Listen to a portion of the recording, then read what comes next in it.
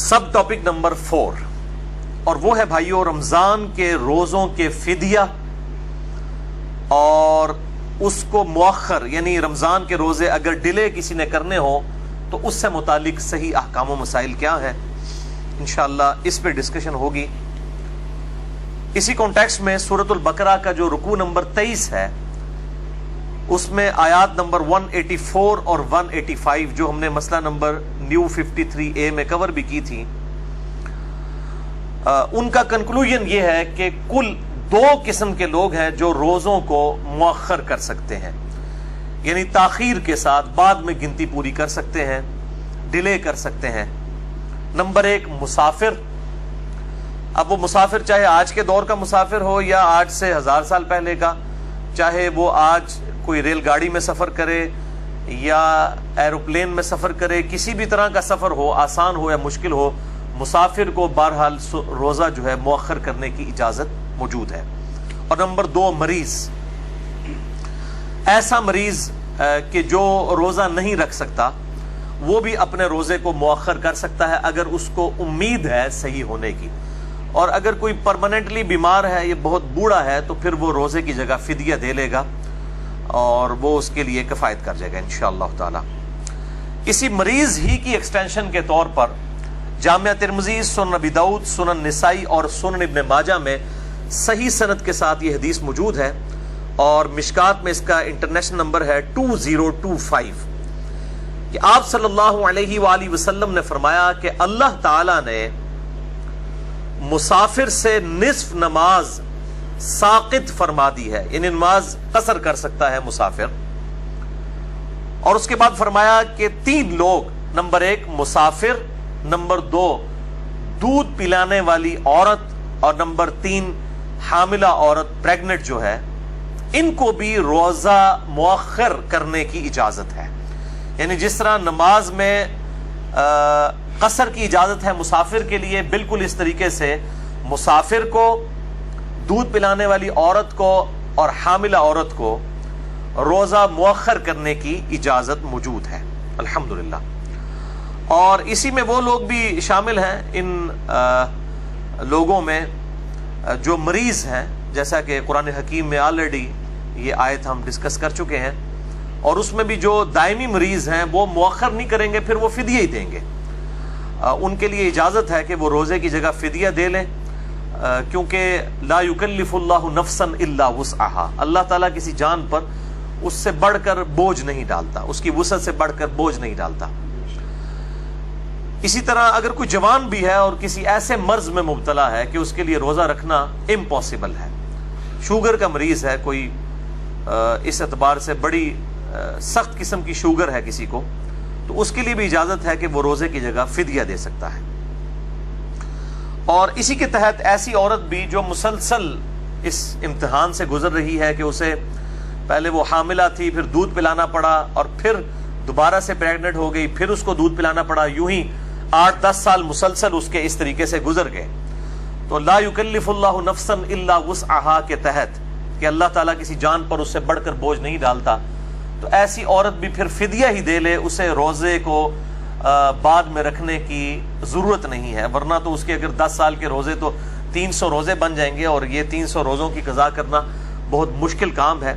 تو یہ بھی پھر اسی دائمی مریض اور کیٹاسٹرافک کنڈیشن جو ہنگامی صورتحال ہے اسی کیٹیگری میں فال کریں گے یہ لوگ بھی۔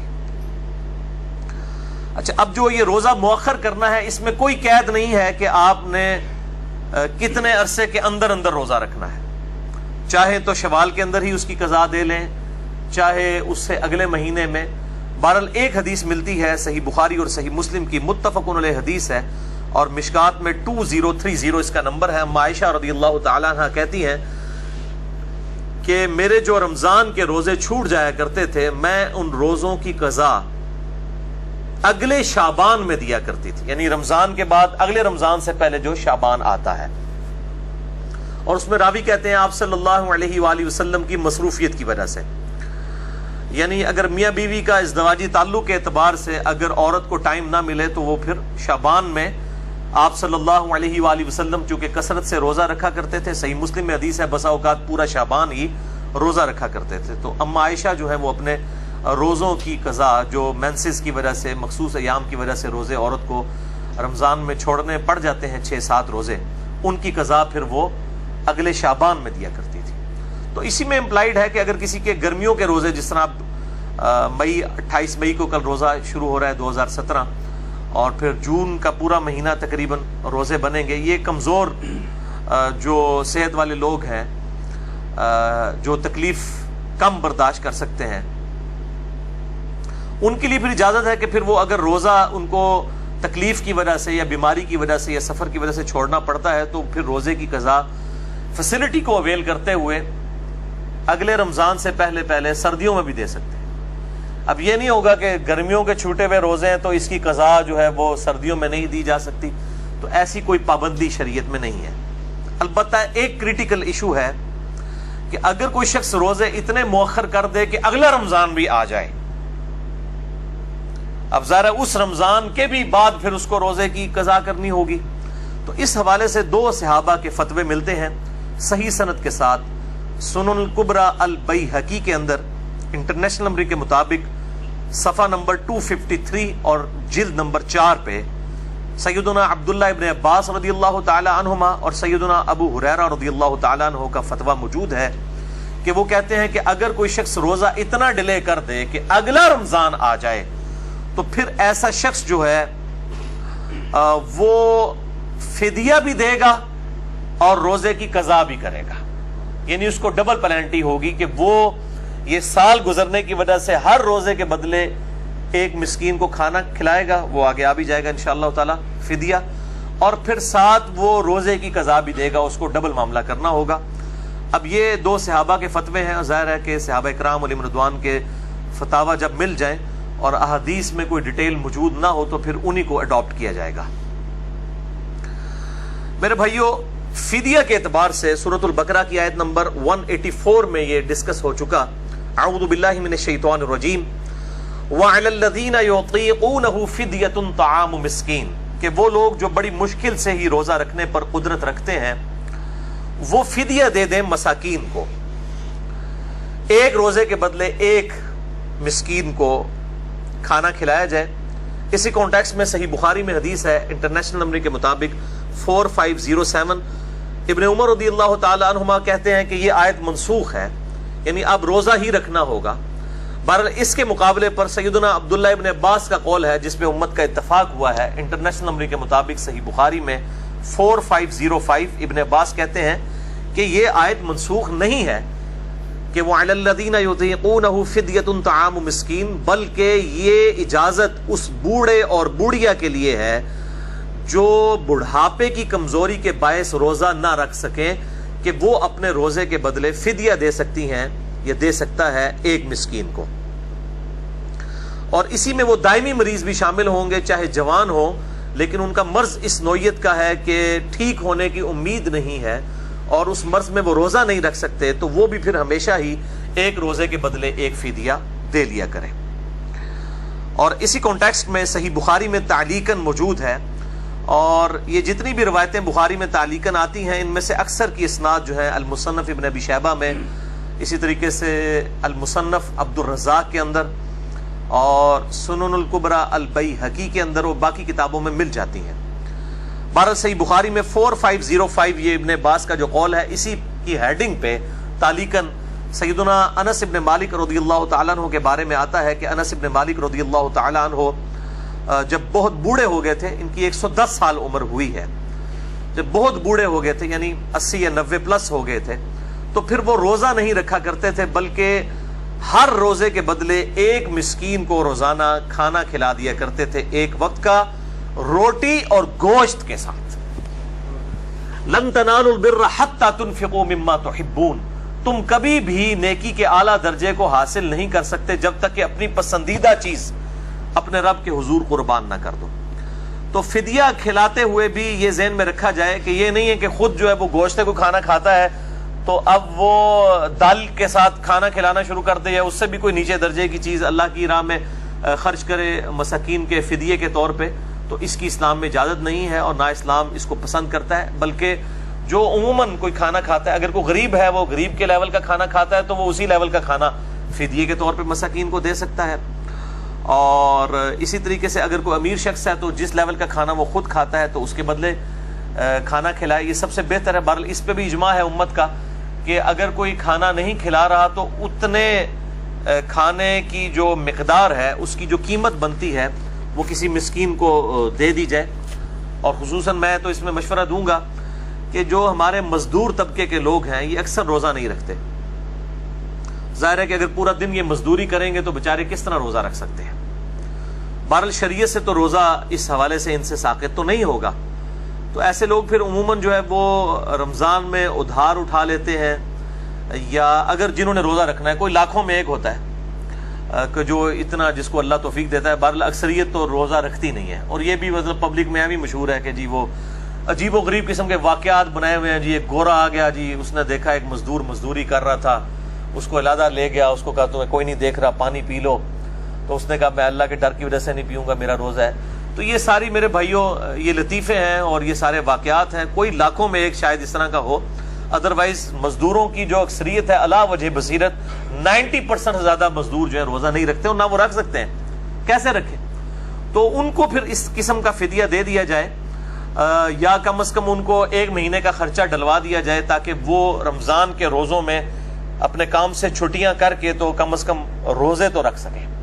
ادروائز تو ان کے لیے بڑا مشکل ہو جائے گا. تو اگر کسی کی زندگی موت کی کشمکش بن جائے اور وہ پھر اس صورتحال میں روزہ چھوڑ دے مزدوری کی وجہ سے, اور بعد میں پھر سردیوں میں روزے کو مؤخر کر لے, تو اجتہاداً میں سمجھتا ہوں لا یکلف اللہ نفسا الا وسعہا کے تحت کوئی نہ کوئی گنجائش نکل آئے گی. لیکن یہ عمومی گنجائش نہیں ہوگی. اس کے رشتہ داروں کی, قریبی احباب کی, دوست یاروں کی یہ ذمہ داری ہے کہ اس کے لیے کوئی ایسا معاملہ کر دے کہ تاکہ وہ رمضان میں مزدوری نہ کرے اور اس کو 1 مہینے کا خرچہ ڈلوا دیا جائے تاکہ وہ اپنا جو ہے وہ روزے رکھ سکے. تو یہ زیادہ یعنی حقدار ہیں کہ ان کو مہینے کا راشن ڈلوا دیا جائے. اور یہ ایک مسکین کو کھانا کھلانا 1 وقت کا, یہ تو کم از کم ڈیٹم لیول ہے. اگر آپ اس سے زیادہ بھی کھلانا چاہیں تو بہت اچھی بات ہے, 2 وقت کا, 3 وقت کا, جتنا بھی. 3 وقت کا تو خیر رمضان میں نہ کھلائیں, روزے ہی نہیں رکھے گا وہ. یعنی اس کے ایکویولنٹ آپ اس کو پیسہ دے دیں یا مال دے دیں کہ تاکہ وہ اپنا راشن پانی کے ساتھ معاملہ چلا سکے. بہرحال احناف کا اس میں موقف ہے کہ 2 وقت کا کھانا, تو میں سمجھتا ہوں یہ موقف ان کا غلط ہے, کیونکہ جو صحیح حدیث اس کو سپورٹیو ہے ہمارے موقف کو, وہ صحیح بخاری اور مسلم کی متفق علیہ حدیث ہے. میں نے پچھلی دفعہ بھی ڈسکس کی تھی روزے کی قضا اور کفارہ سے ریلیٹڈ جو ٹاپک تھا. اس میں انٹرنیشنل نمبر کے مطابق مشکات میں 2004 ہے اور بخاری اور مسلم دونوں میں موجود ہے. جو ایک شخص نے اپنی بیوی کے ساتھ ازدواجی تعلق کی وجہ سے روزہ توڑ لیا تھا, تو اس کے کفارے کے طور پر آپ صلی اللہ علیہ وآلہ وسلم نے فرمایا تھا یا تو ایک غلام آزاد کرو. اس نے کہا میں غلام نہیں آزاد کر سکتا, تو فرمایا 60 روزے رکھو. تو اس نے کہا میں 60 روزے بھی نہیں رکھ سکتا, تو فرمایا پھر 60 مساکین کو کھانا کھلا دو. پھر آنورڈ حدیث چلتی ہے. تو 60 روزوں کے بدلے 60 مساکین کو کھانا کھلانے کا آپ صلی اللہ علیہ وآلہ وسلم نے فرمایا. 120 مساکین کو نہیں فرمایا, اور نہ 60 مساکین کو 2 ٹائم کا کہا, بلکہ کہا یا 60 روزے رکھ لو یا 60 مسکینوں کو کھانا کھلا دو. اگر یہ عموم میں بات کی جائے گی کہ 60 مسکینوں کو کھانا کھلا دو یا 60 لوگوں کو روٹی دے دو, یا عموماً ہمارے بھی جب کوئی فنکشن ہوتا ہے تو ہم کہتے ہیں جی ہم نے روٹی دینی ہے, تو 2 ٹائم کی تو کوئی نہیں روٹی دے رہا ہوتا, نہ شادی کے موقع کے اوپر نہ کسی اور موقع پہ 1 وقت کی روٹی دی جاتی ہے. یا اسی طریقے سے کوئی سرمنی جب سیلیبریٹ کی جاتی ہے تو کہا جاتا ہے جی ہم نے روٹی دینی ہے. تو روٹی کا مطلب تو کوئی بھی یہ نہیں لیتا کہ 2 ٹائم کی روٹی دینی ہے رشتہ داروں کو, 1 ٹائم کی دی جاتی ہے. یہ انڈرسٹوڈ ہے. تو 60 روزوں کے بدلے کہا گیا ہے 60 مساکین کو کھانا, تو ایک ہی وقت کا مسکین کا فدیہ جو ہے وہ ایکویولنٹ اس کے کافی ہے. تو آج 27 مئی 2017 ہے, کل انشاءاللہ تعالی پہلا روزہ ہوگا 28 مئی 2017 کو. تو آج کی ڈیٹ میں جو ایک عام نارمل کھانا ہے تقریباً پاکستانی 100 روپیہ 100 روپیز جو ہے وہ فدیہ بن جاتا ہے. اور جو ذرا اچھے لیول کا کھانا کھانے والے ہیں تو 150 200 بھی بن جاتا ہے. یہ ہر شخص نے خود ڈیسائیڈ کرنا ہے کہ وہ کس لیول کا کھانا کھاتا ہے, اور اس لیول کا کھانا, بلکہ کھانا کھلانا زیادہ آسان ہوتا ہے, وہ سستا پڑ جاتا ہے. گھر میں اگر کھانا پکا ہوا ہو تو ایک مسکین کو کھانا اگر کھلایا جائے تو وہ 50 روپے سے بھی کم لاگت آئے گی. تو ضروری نہیں ہے کہ آپ نے پیسے ہی دینے ہیں, سب سے بہتر تو یہ کہ کھانا کھلانا ہے. تو مسکین کو 1 وقت کا کھانا دے دیا جائے. یعنی غروب آفتاب کے بعد جو باقی گھر والوں کے لیے افطاری کا سامان بنا ہوا ہے اس میں سے ایک افطاری جو ہے کسی غریب کو دے دیجیے، اور غریب سے مراد مولوی نہ لے لیجیے گا، مولوی بہت امیر ہے، اس کے پاس بہت کچھ آتا ہے، اپنے محلے میں کوئی غریب آدمی دیکھیں اور اس کو کھانا کھلا دیں. اور کئی ایسے روزہ دار بھی ہیں جو بڑے مشکل سے سحری اور افطاری کا اہتمام کرتے ہیں، ان کے لیے سحری کے وقت سحری بھجوا دیں، کبھی افطاری کے وقت افطاری بھجوا دیں، چاہے تو دونوں بھجوا دیں، 2 وقت کا دے دیں، جتنا گڑ ڈالیں گے اتنا میٹھا ہوگا. اللہ تعالیٰ تو مطلب نیتوں کو دیکھتا ہے. بہرحال ڈیٹم لیول جو ہے وہ 1 وقت کا کھانا ہے. تو اگر کوئی 2 وقت کا کھانا دینا چاہتا ہے یا اس سے زیادہ اللہ کی راہ میں خرچ کرنا چاہتا ہے تو بالکل اس کی اجازت ہے. تو اس میں کوئی قید نہیں ہے. اسی طریقے سے اگر کوئی انگلینڈ کے اندر یا امریکہ کے اندر ہے تو وہ پاکستانی فدیہ نہیں دے گا، وہ اپنے اعتبار سے فدیہ دے گا. جس لیول کا کھانا وہ وہاں پر کھا رہا ہے، اگر اس کو 1 وقت کا کھانا جو ہے وہ $2 میں یا $3 میں یا $4 یا $5 میں یا پاؤنڈ میں پڑتا ہے تو وہ اسی ایکویلنٹ ہی جو ہے وہ فدیہ دے گا. یہ خود ڈیسائیڈ کرنا ہے انسان نے اپنے لیے. سب ٹاپک نمبر 5، کیا مسافر سفر کے دوران روزہ رکھ سکتا ہے؟ اس کا صحیح مسئلہ کیا ہے؟ اس کانٹیکسٹ میں کل 5 صحیح الاسناد احادیث انشاءاللہ تعالی میں ڈسکس کروں گا. پہلی حدیث صحیح بخاری اور صحیح مسلم کی متفقن علیہ حدیث ہے، اور مشکات میں اس کا نمبر ہے 2021، کہ آپ صلی اللہ علیہ وآلہ وسلم سفر میں تھے تو آپ نے ایک جگہ دیکھا کہ ایک ہجوم جمع ہے، تو آپ صلی اللہ علیہ وآلہ وسلم اس ہجوم کے قریب آئے تو دیکھا کہ ایک کوئی شخص ہے، ایک شخص، اس کے اوپر کافی لوگوں نے جو ہے وہ چھتری نما سایہ کیا ہوا ہے پورا، یعنی سمجھ لیں ایک ٹینٹ اٹھا کے رکھا ہوا ہے ایک بندے کے اوپر، کوئی امیر کو چودھری ٹائپ بندہ ہوگا. تو آپ صلی اللہ علیہ وآلہ وسلم نے فرمایا کہ اس شخص کو کیا ہوا ہے؟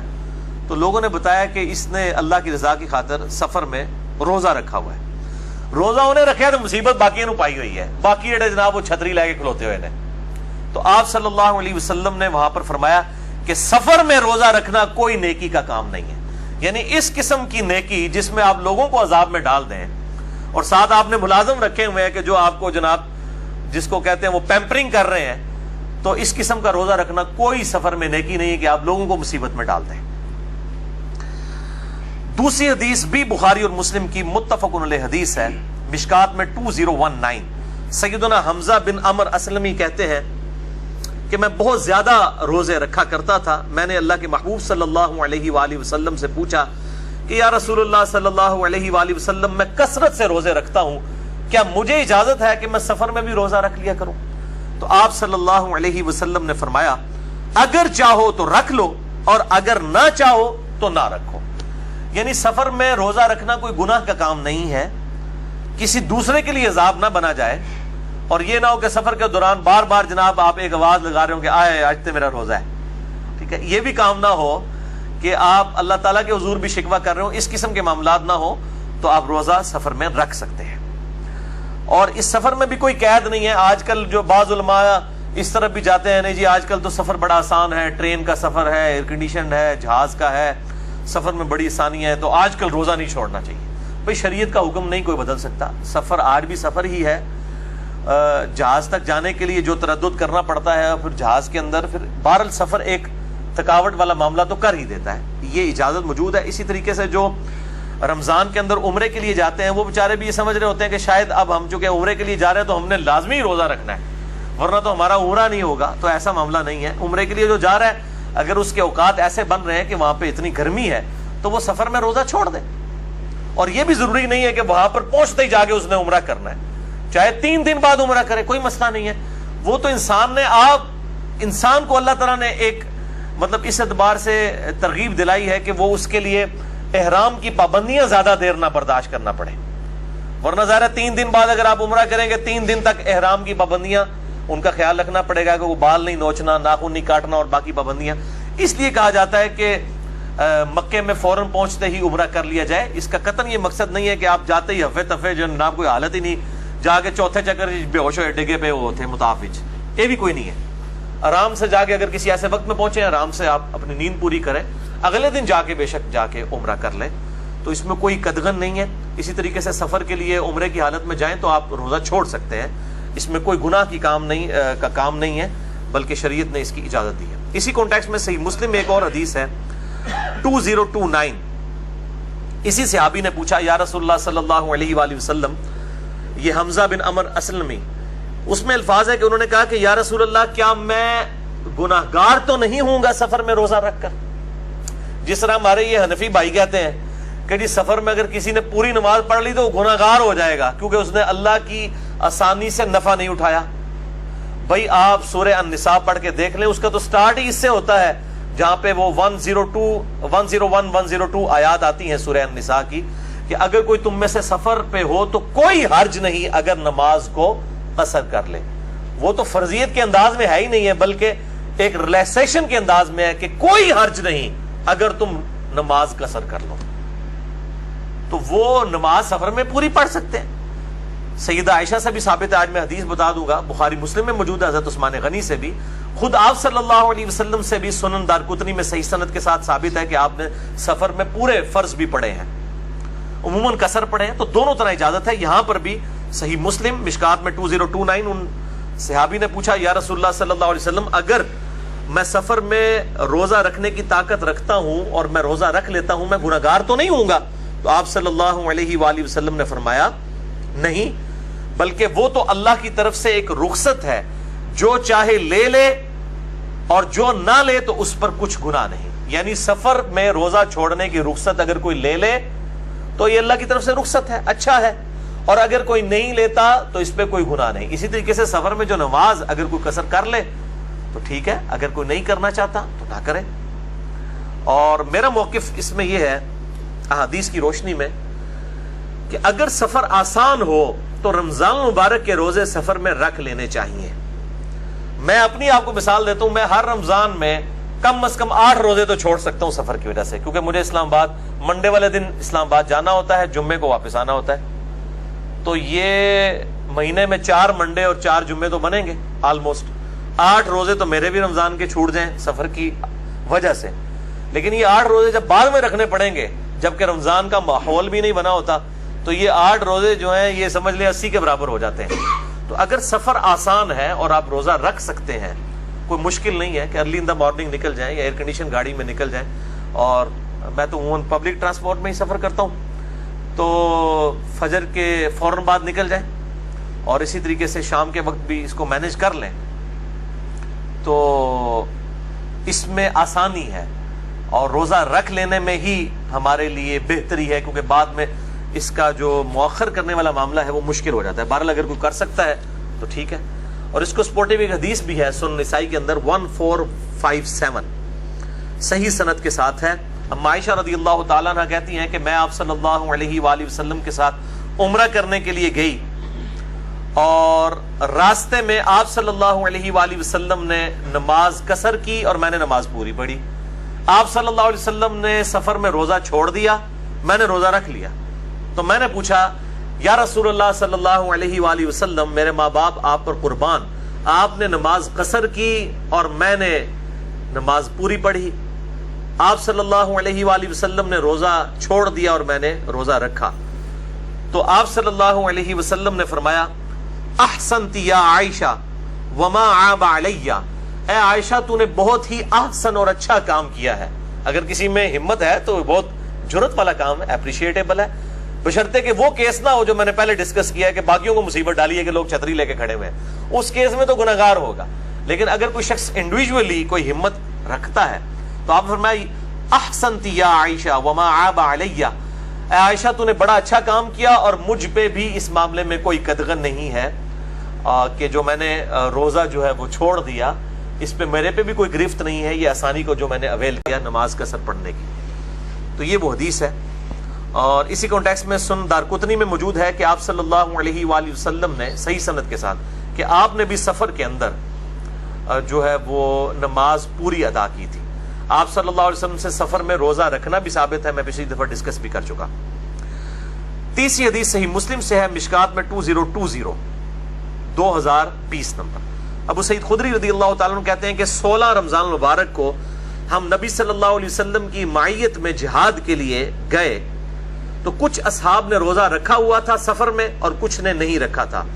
جنہوں نے رکھا تھا انہوں نے نہ رکھنے والوں کو کوئی ملامت نہیں کی, اور جنہوں نے نہیں رکھا تھا انہوں نے رکھنے والوں کو کوئی ملامت نہیں کی.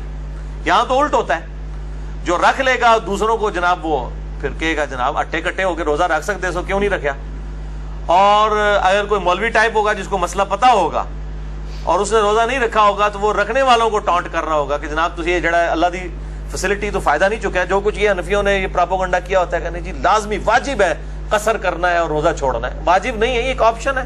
اگر وہ اویل کر لیتا ہے ٹھیک, نہیں کرتا تو کوئی مسئلہ نہیں.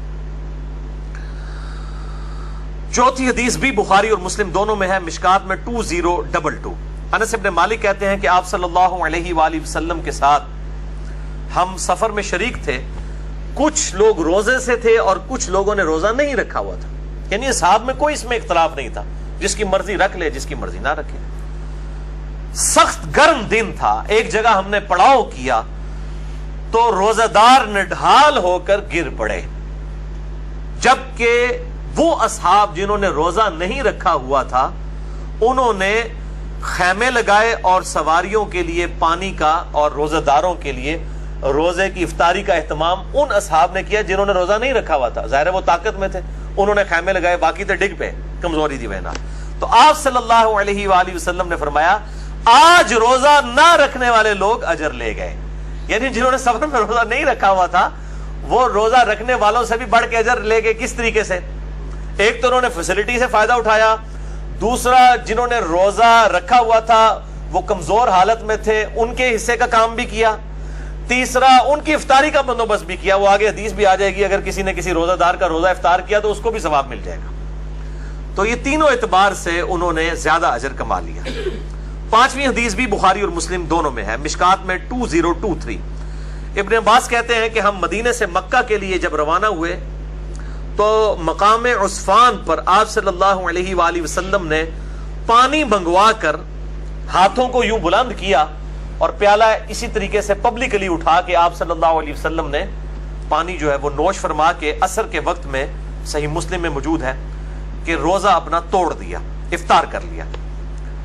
اور ساتھ ابن عباس کہتے ہیں کہ سفر میں آپ صلی اللہ علیہ وسلم روزہ رکھ بھی لیتے تھے اور چھوڑ بھی دیا کرتے تھے.